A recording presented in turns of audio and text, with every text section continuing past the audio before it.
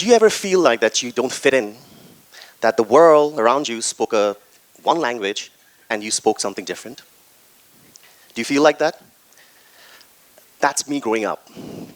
Growing up in Bangladesh, in an education system that discipline, focus was key for academic success, I was labeled lazy, destructive, and couldn't absolutely focus anything I did. Numbers in math class looked like hieroglyphics for me. I couldn't see things in sequence. Everything just jumbled up. My focus was never there. That's me. I used to sit there and daydream. I was a daydreamer, drawing different things in my notebook. It was never empty. Everyone had maths, chemistry, whatever they're doing. My book was filled with sketches of rockets and drums. I love drumming. So this is what I used to do. That's me at 12 years. I used to just draw. My friends asked me to draw Michael Jackson. Michael Jackson was big then. I don't know if you guys remember the Dangerous album that came out. You guys probably were not even born then. But yeah, and I used to draw these and sell it to my friends. I was that person, that daydreamer, just sat there and, couldn't focus, but thought of dreams and aspiration to do things that was beyond my classroom. I used to turn a charu into building materials for my gliders. My mom used to be always upset, charu's gone, because I'm making things out of them. But couldn't focus. I just couldn't focus. Academically, I wasn't there. I just struggled a lot. I just had a creative side that no one understood. There was a drum kit that changed everything for me. At 15, the principal of my school said to my parents that get him a drum kit, right? He really wants one. Get him, maybe that'll make him focus, study more. If you give him something that he really wants, maybe he'll change. But that didn't happen. What did happen was I got a sense of purpose. That drum kit changed everything for me. It was a channel for my creative outlet. I wrote songs, I joined a band. It was everything. I could unleash my creative side on the drums. I even became mildly famous. I started a band called Nemesis back in 2000. I was a founding member with my bandmate Maher. We started the band and we recorded songs. I'm sure you heard the albums. I'm sure you heard Obojeton. That's me playing the drums. So I did that. That was my outlet. I was a creative guy unleashed there. But I still struggled academically. I couldn't be there. I couldn't study. My O-level grades were from A, B, C, D, and E. E was in math. I just couldn't pass. I tried it twice. I still got E's. So that was me. I just couldn't focus. But somehow, I think I made it to university in the UK. Very badly. I think I applied to the UCAS system, and back then, I applied to 4 universities, and I got rejected from all of them. Absolutely rejected. My grades wasn't there. Then I applied through all my artwork and my drumming, all my records and everything, and they accepted me back. One university I went to called Brunel. I went there. They accepted me on the base that I was creative rather than my academic success of the past. What was the turning point at university is when I found out that I wasn't dumb or lazy or stupid. I was taught differently. I was excelling at creative discussions, courseworks where you need to use more, be more innovative than coursework where you're just doing some repetitive work or memorization. I couldn't memorize. I tried memorizing this, I couldn't. I thought I'll just wing it when I come here because that's my disability. But somehow, I graduated with a 2-1. Everyone thought I wouldn't even make it through the first year, but I graduated with 2-1, which is an okay way to graduate. And then, I joined the workforce. I became an investment banker, right? It was a dream. I thought I've arrived, I've achieved. My parents said I would never pass. They sent me to the UK saying, even if you can't do anything, at least you'll be away and you can wash dishes. No one will see you. That's what I had, right? From there, I got a job, landed a job at investment bank, and it was great. But it wasn't.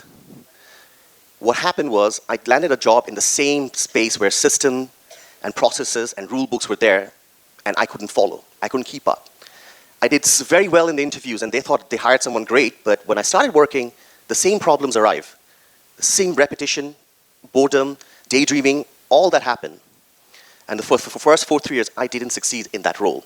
That role was not designed for me, to absorb someone like me. So I couldn't succeed. I did very poorly, very badly. And then I was made redundant. They said, you can go. This happened when the financial crisis happened. Do you guys remember the financial crisis of 2008? Anyone? There was a big mortgage crisis, right? So I was there when it happened, and I got made redundant. Then after a while, I started looking for a new role. I searched everywhere, and within the same bank, I found a role that required someone more innovative. It was an area in the banking where it was created for the fallout of the financial crisis. So to manage all the mess that was created in the financial crisis, a whole new division was created. And they hired people from all parts of the bank to come and start everything from scratch. And that's where I ended up going. After like 20 or 30 interviews, I finally got that role. Everything changed. There was no rule book. I had to come up with different ideas for different things every day. It was a new greenfield for me, and I excelled. I did really well because there was no bounds for me. There's no process to follow. So I did well. I excelled. I went from banks to banks, doing the similar things. I worked for some of the top banks in the UK, at the world at that time. Then I found what was called management consulting. Awesome.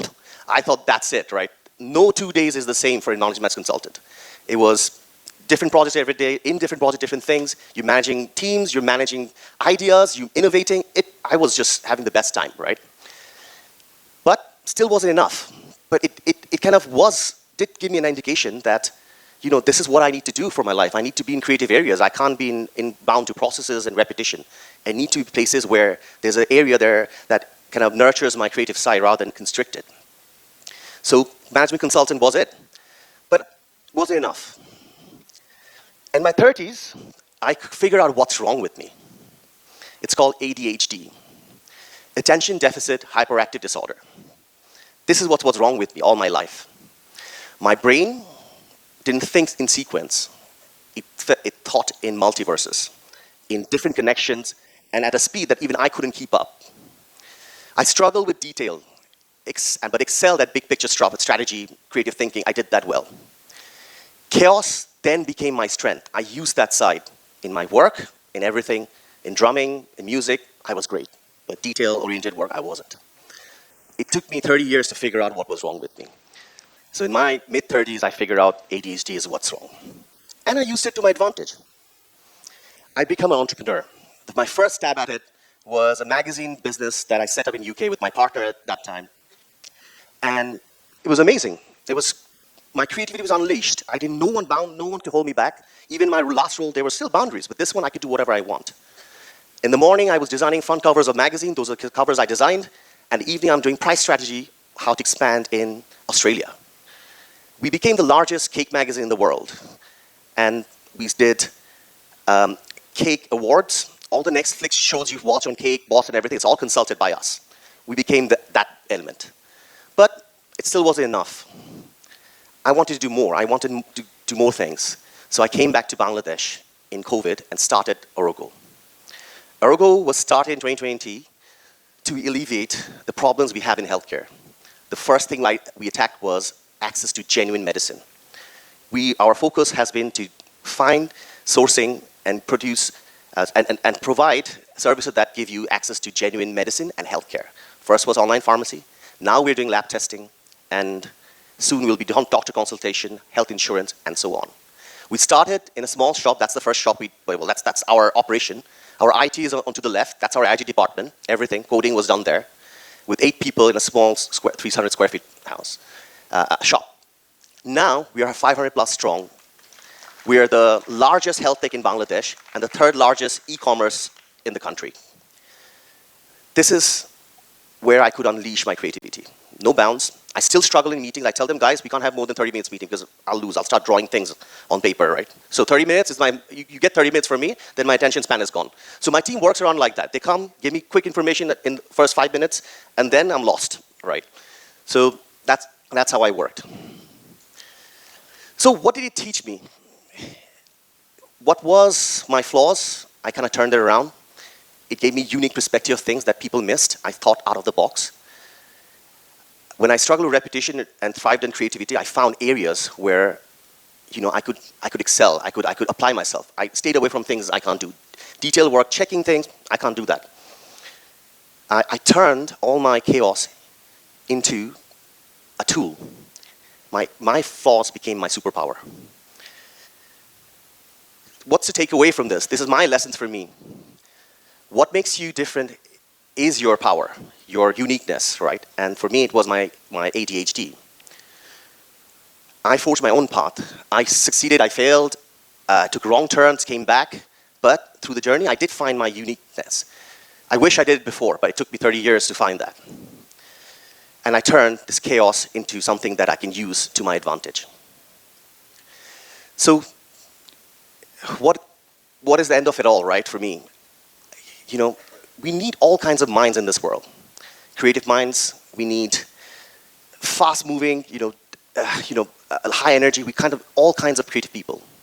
And now, when I look back at, when I was 12 years old, when I was labeled lazy, dumb, destructive, I see creativity, I see high energy, I see, innovation, right? I see different things now. From even kids I see, who can see kids with signs of ADHD, I can see that now. So your chaos isn't a flaw. It's a strength that's been waiting to be unleashed. Thank you, everyone.